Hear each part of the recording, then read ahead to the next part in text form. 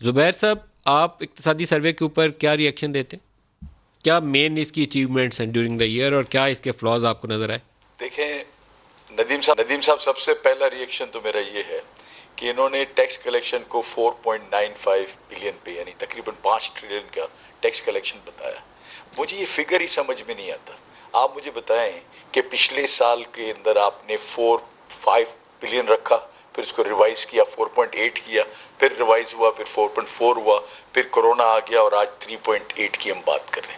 जब आप उसके 3 महीने के अंदर आपका अगर शॉर्टफॉल 800 से आ जाता है, फिर आप दूसरी बात ये करते हैं कि हम इसमें कोई नया टैक्स नहीं लगाएंगे, हम इसमें मराद देंगे, हम इसमें रिलैक्सेशन देंगे, फिर आप कहते हैं कि जी 5 ट्रिलियन हम कलेक्ट करेंगे। और अगले जुलाई अगस्त की आपने खुद प्रेडिक्शंस कर दी हैं कि ये लॉकडाउन भी हो सकता है और इस सीवियरिटी और भी आ सकती है। फिर आप खुद बातें करते हैं कि इंटरनेशनल मार्केट जो है ना वो सारी प्रॉब्लम हो जाएंगी, हमारी एक्सपोर्ट्स भी कम होंगी, हमारा मैन्युफैक्चरिंग सेक्टर, हमारा GDP for the first time after 1951 is gone in negative. ये दे रहे हैं 0.4 का फिगर। हफीज पाशा साहब को मैंने सुना उन्होंने कहा 1.5 से 2% ऑफ द जीडीपी हमारा नेगेटिव ग्रोथ जीडीपी में हुआ है। आप टोटल को देख लें, लार्ज स्केल मैन्युफैक्चरिंग तो कंसेक्यूटिव हो रहा है। इस दफा आपको मैं बताऊं कि स्मॉल साइज के भी जो इनके फिगर्स हैं वो 8% वाले नहीं है साइक्लो स्टाइल।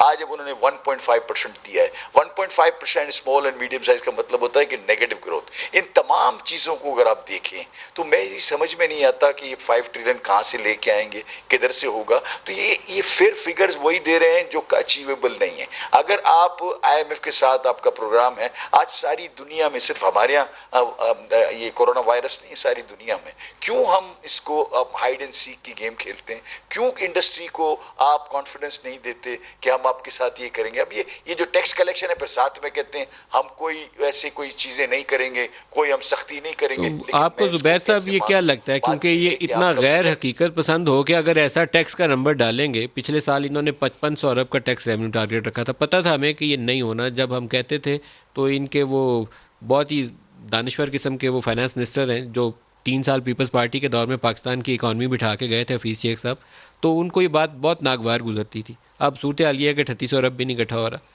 तो फिर दोबारा 5000 डाल दें टारगेट, सारे नंबर्स गलत हो जाएंगे 6 महीने बाद। मुझे एक बात बताएं ना नदीम साहब, ये टैक्स किससे आता है? एक अंग्रेज ने बिल्कुल ठीक लिखा है कि taxes are nothing but the by product of the vibrant economy and wheel of the industry. ये बिल्कुल सीधी सी बात है। जब आपकी इंडस्ट्री नहीं चलेगी, आप टैक्स किससे कलेक्ट करेंगे? आपके पास टैक्स कलेक्शन का कुछ भी नहीं है। और ये जितने फिगर्स दिए, आज मैं उनकी प्रेस कॉन्फ्रेंस सुन रहा था, मुझे बड़ा ताज्जुब हुआ।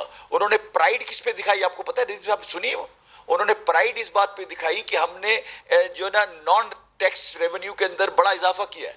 1.1 था, उसको हमने 1.6 किया है और 500 बिलियन रुपए हमने ज्यादा इकट्ठे किए हैं। मुझे बताएं, नॉन टैक्स रेवेन्यू को बढ़ाने में आपने क्या काम किया? आपने ये काम किया कि जो पेट्रोलियम प्रोडक्ट थी उनके ऊपर 17% सेल्स टैक्स था, आपने 35% कर दिया। तो उसमें कौन सा मतलब, ये कोई कौन सी अचीवमेंट है? आप बाकी सारे शोबों में देखें, मैं ये नहीं कहता कि इनका कसूर है। कोरोना की वजह से प्रॉब्लम हुआ, 2 महीने तक इंडस्ट्री बंद रही और हमारी जो है ना मईशत जो है ना वो बहुत ज्यादा प्रॉब्लम में आ गई। लेकिन मैं ये कहता हूं कि इससे पहले एक्सपोर्ट ठीक हो गई थी। आज हमारा डॉलर रुपी पर, हम कौन सी चीज की बात करें? डॉलर रुपी पैरिटी को आप देख लें क्या पोजीशन है। आप अगर इंडस्ट्री की ओनरशिप नहीं लेंगे, उनको कॉम्पिटिटिव नहीं बनाएंगे,